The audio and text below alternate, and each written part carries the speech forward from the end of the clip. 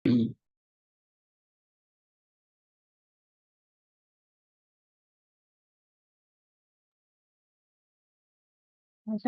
warahmatullahi wabarakatuh.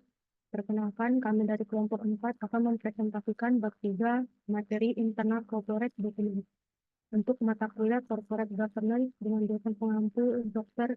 Ratna Septianti, SE, MSc, AKP.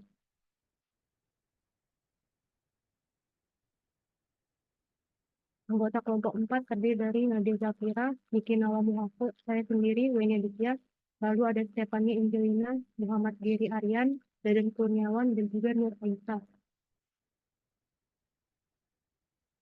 Highlight yang akan dibahas dalam presentasi hari ini adalah yang pertama adalah latar belakang, lalu dilanjutkan oleh materi anggaran dasar, peraturan internal, pedoman corporate governance yang baik di Indonesia, pedoman corporate governance, kode etik perusahaan, kemudian yang terakhir ada kesimpulan dan saran. Latar belakang materi internal corporate document.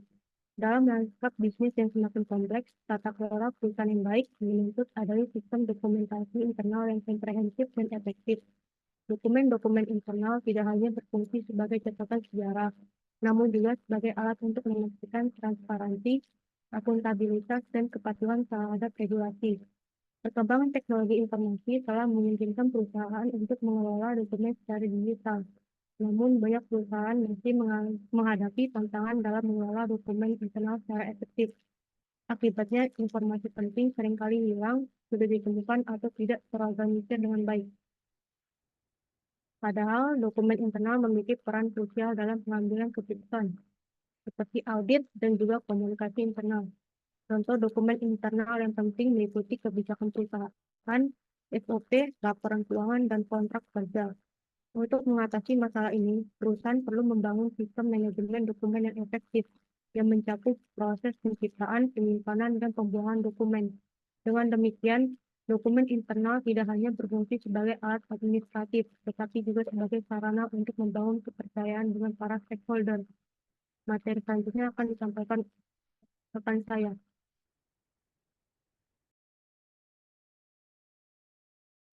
Baik, untuk materi selanjutnya ada Article of Association atau anggaran dasar.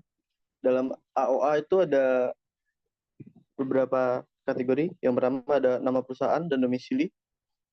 Terus ada kegiatan dan tujuan bisnis. Yang ketiga ada syarat pendirian. Yang keempat ada struktur permodalan. Yang kelima jumlah saham dan klasifikasi. Yang keenam itu ada nama dan jabatan anggota Dewan Komisaris dan Direksi. Yang ketujuh ada penetapan tempat dan tata cara pelaksanaan RUPS. Yang kedelapan ada tata cara pengangkatan, penggantian, dan pemberhentian anggota Dewan Komisaris dan Direksi. Serta ada tata cara penggunaan keuntungan dan pembagian dividen. Next. Terus untuk amandemen AOA itu, untuk melakukan perubahan amandemen AOA, perusahaan itu harus mendapatkan persetujuan dari Kementerian Hukum dan HAM, serta hanya dapat dilakukan melalui RUPS atau Rapat Umum Pemegang Saham yang berwenang untuk melakukan perubahan tersebut. Amandemen terhadap AOA memerlukan persetujuan Kemenkumham secara umum dan akan berlaku sejak tanggal persetujuan dikeluarkan. Next. Untuk perubahan status perseroan dan dari perseroan menjadi perseroan terbatas, itu tanggal efektifnya dari pernyataan pendaftaran yang disampaikan melalui perusahaan kepada OJK atau tanggal perusahaan melakukan penawaran umum dengan menyampaikan pernyataan pendaftaran terhadap OJK.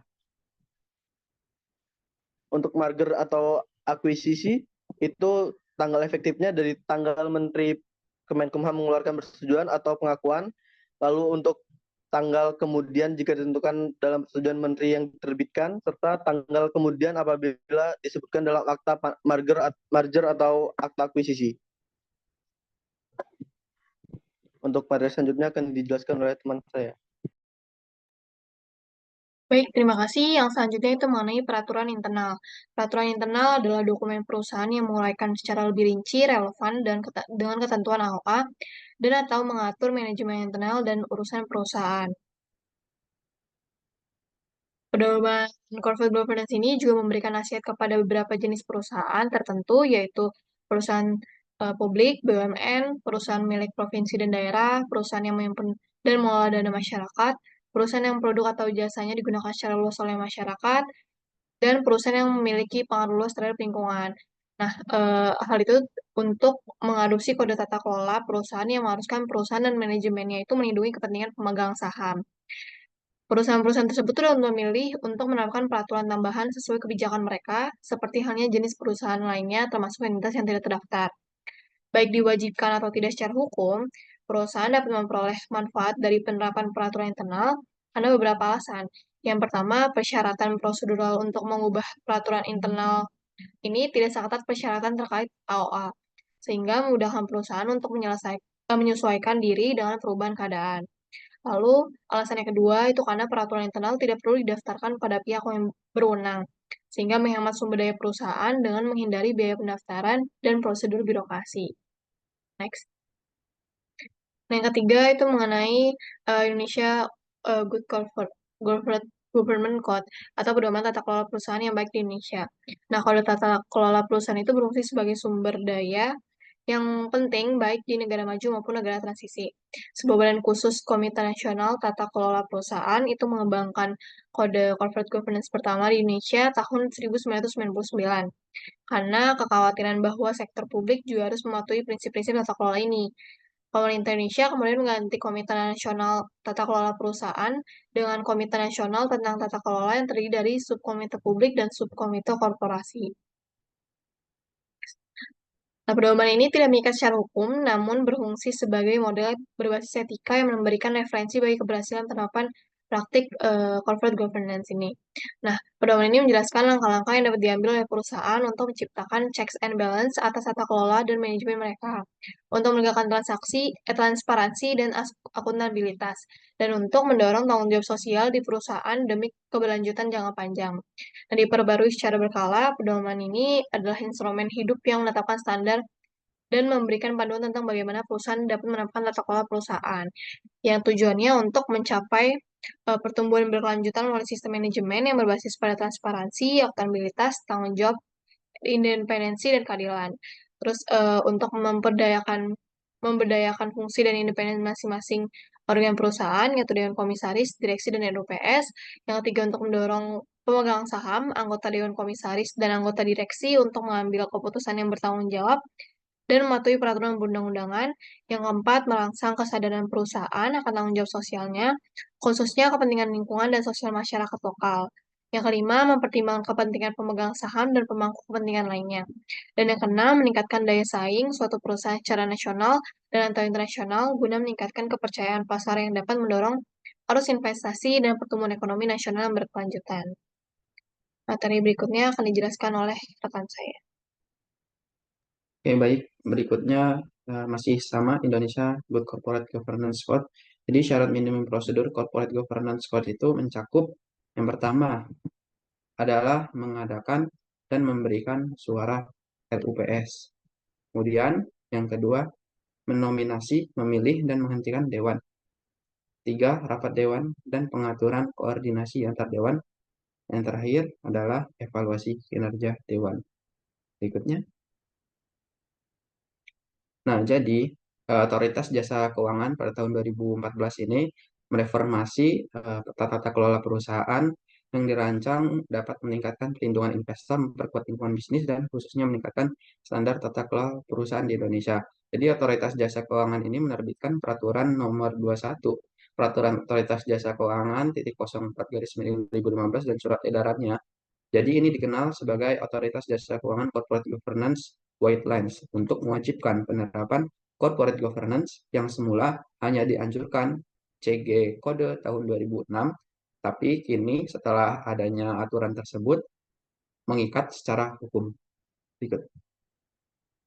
Oke, kita ke elemen kunci OJK CG Guidelines. Yang pertama, perlindungan hak pemegang saham. Nah, jadi di perlindungan hak pemegang saham ini ada prosedur pemungutan suara. Nah, pemungutan suara secara terbuka melalui angkat tangan maupun tertutup melalui elektronik ataupun kartu suara harus memiliki prosedur yang jelas. Lalu kehadiran dalam RUPS. Jadi setiap anggota Board of Commissioner atau Dewan Komisaris dan Board of Director atau direktur harus menghadiri RUPS untuk menjawab seluruh pertanyaan pemegang saham. Kemudian publikasi notulensi RUPS. Jadi perusahaan harus menerbitkan publikasi melalui website resmi perusahaan terkait notulensi dari RUPS, baik dalam bahasa Indonesia ataupun bahasa Inggris. Slide berikutnya. Oke, elemen kunci berikutnya adalah fungsi dari Board of Commissioner dan Board of Director. Yang pertama adalah ukuran dan komposisi Board of Commissioner dan Board of Director. Jadi pertimbangannya terkait dengan kompleksitas bisnis perusahaan harus diperhatikan. Jadi untuk ukuran dari BOC dan BOD harus menyesuaikan kompleksitas dan tujuan bisnisnya. Kemudian kebijakan penilaian diri. Perusahaan harus melakukan evaluasi yang bersifat mandiri bagi setiap BOC ataupun BOD. Kemudian tindak pidana keuangan. Jadi setiap pelanggaran tindak pidana keuangan harus secara tegas diatur dan harus mengundurkan diri bagi pelakunya, baik itu BOC ataupun BOD. Kemudian suksesi.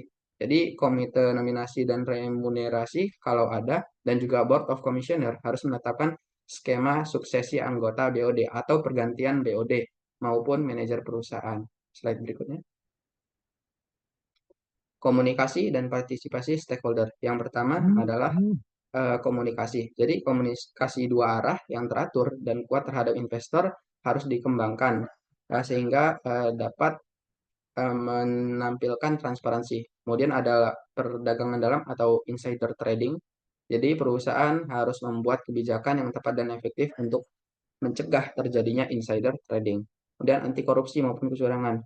Jadi perusahaan harus mengimplementasi kebijakan yang menentang dari tindakan korupsi ataupun kecurangan disertai strategi mitigasinya. Kemudian ada rantai pasokan. Perusahaan harus dapat menentukan strategi untuk menjaga rantai pasokan agar tidak terhambat dengan membuat skema-skema yang menjamin rantai pasokan itu tetap aman. Kemudian ada pelaporan pelanggaran atau whistleblowing.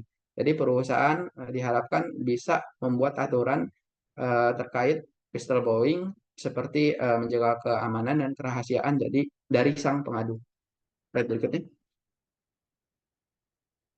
Kemudian ada informasi pengungkapan. Jadi ada dua, yaitu penggunaan teknologi informasi. Jadi perusahaan harus menggunakan berbagai teknologi informasi yang dimiliki untuk memastikan transparansi.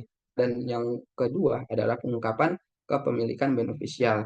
Jadi harus mengungkapkan kepada publik kepemilikan beneficial dengan kepemilikan saham melebihi 5% dari seluruh saham atau pemegang saham mayoritas sehingga dapat meningkatkan transparansi dan akuntabilitas. Slide berikutnya akan dijelaskan oleh rekan saya. Baik, terima kasih. Selanjutnya yaitu perusahaan yang mematuhi pedoman tata kelola perusahaan atau corporate governance OJK, khususnya peraturan nomor 21/2015 dan surat edaran nomor 32/SEOJK.04/2015 diharuskan mencantumkan pernyataan kepatuhan dalam laporan tahunan mereka. Biasanya pengungkapan ini dilakukan melalui tabel dalam laporan tahunan yang membahas setiap prinsip dan rekomendasi secara rinci. Next slide. Nah, jika perusahaan tidak dapat mematuhi pedoman corporate governance OJK, mereka wajib menjelaskan alasan ketidakpatuhan dan menyusun strategi alternatif. Penjelasan ini harus meyakinkan, spesifik, dan menjelaskan penyimpangan serta tindakan mitigasi yang diambil. Penyimpangan harus dengan batas waktu yang jelas, dan perusahaan harus menjelaskan kapan mereka akan mematuhi pedoman. Penjelasan harus spesifik dan menghindari jawaban yang umum atau berulang. Ketidaksepakatan dengan pedoman bukan alasan yang memadai untuk ketidakpatuhan, dan perusahaan harus siap berdialog dengan regulator dan pemegang saham jika diperlukan. Next slide. Selanjutnya yaitu tentang Company Code of Corporate Governance. Kode tata kelola perusahaan, corporate governance, suatu perusahaan adalah pernyataan berbasis prinsip yang menetapkan ekspektasi terhadap praktik corporate governance. Hal ini dimaksudkan untuk meningkatkan transparansi struktur corporate governance dan menunjukkan komitmen perusahaan terhadap corporate governance yang baik. Next slide. Di sini ada tujuan Company Code of Corporate Governance untuk mengembangkan dan mendorong. Yang pertama itu ada pengelolaan yang bertanggung jawab, dapat dipertanggungjawabkan dan berbasis nilai.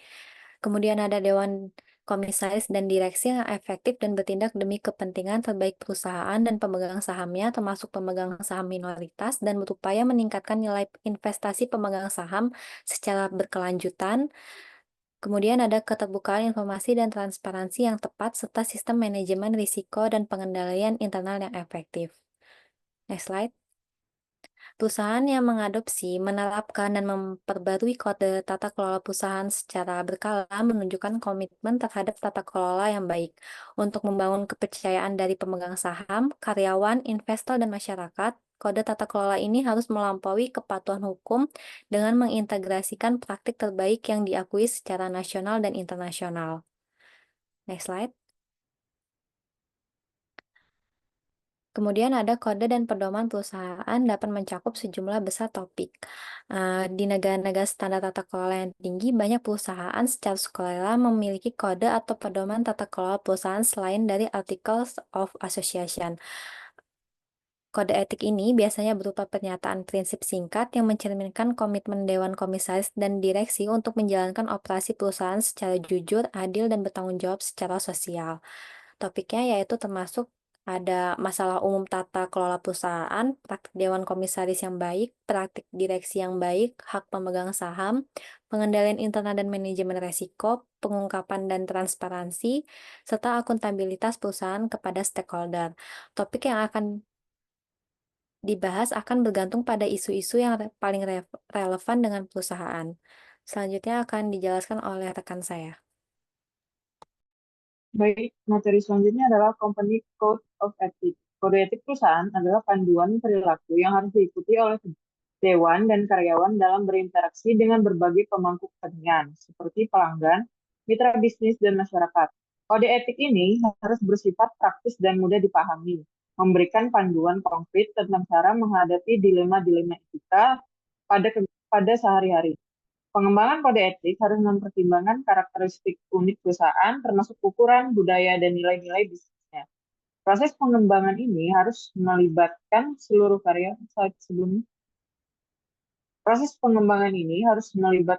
karyawan untuk memastikan bahwa kode etik yang dihasilkan adalah komprehensif dan sesuai dengan kebutuhan perusahaan. Oke, selanjutnya. Selanjutnya adalah 5 fungsi kode etik, yaitu yang pertama meningkatkan reputasi perusahaan. Kode etik membantu perusahaan mengkomunikasikan nilai-nilai yang dihargai dan praktik bisnis yang baik, sehingga memperkuat citra dan reputasinya. Yang fungsi kedua, meningkatkan manajemen risiko dan krisis. Dengan adanya kode etik, potensi masalah dapat diidentifikasi dan diatasi lebih awal untuk menghindari perusahaan dari krisis besar. Fungsi yang ketiga ada mengembangkan budaya perusahaan. Kode etik akan membantu menciptakan budaya perusahaan yang kuat berdasarkan nilai-nilai bersama yang memandu karyawan dalam aktivitas sehari-hari. Fungsi yang keempat yaitu memajukan komunikasi dengan stakeholder. Kode etik akan memperlihatkan komitmen perusahaan terhadap perilaku yang etis, terutama dalam masa kritis. Dan fungsi yang terakhir adalah untuk menghindari litigasi. Penerapan kode etik yang baik dapat mengurangi resiko hukum terkait penipuan, konflik kepentingan, dan tindakan tidak etis lainnya. Mungkin itu saja yang dapat saya sampaikan. Untuk slide selanjutnya akan disampaikan oleh rekan saya. Selanjutnya yaitu kesimpulan. Amandemen Anggaran Dasar atau AOA yang melibatkan perubahan status perusahaan publik atau merger memerlukan persetujuan dari Kemenkumham dan OJK. Amandemen status publik berlaku saat pernyataan pendaftaran perusahaan di OJK efektif. Sementara amandemen terkait merger berlaku setelah persetujuan Menkumham atau sesuai akta merger. Selain itu, perusahaan didorong untuk menyusun Code of Corporate Governance yang melibatkan nilai-nilai akuntabilitas, tanggung jawab sosial, dan keterbukaan informasi sebagai dasar operasional. Next. Berikutnya itu saran. Yang pertama, untuk menyusun prosedur secara transparan terkait rapat pemegang saham dan dewan direksi. Yang kedua, mengembangkan komunikasi dua arah dengan pemegang saham dan stakeholder. Dan yang ketiga, memastikan keterbukaan informasi di situs web perusahaan, termasuk laporan keuangan dan notulensi rapat. Dan yang terakhir, mengadopsi kebijakan anti korupsi dan insider trading. Terima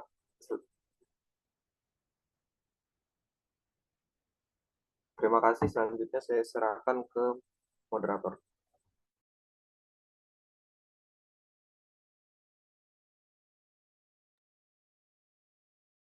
Baik, sekian presentasi dari kelompok 4. Mohon maaf apabila ada salah kata dan salah ucap. Terima kasih telah menyimak.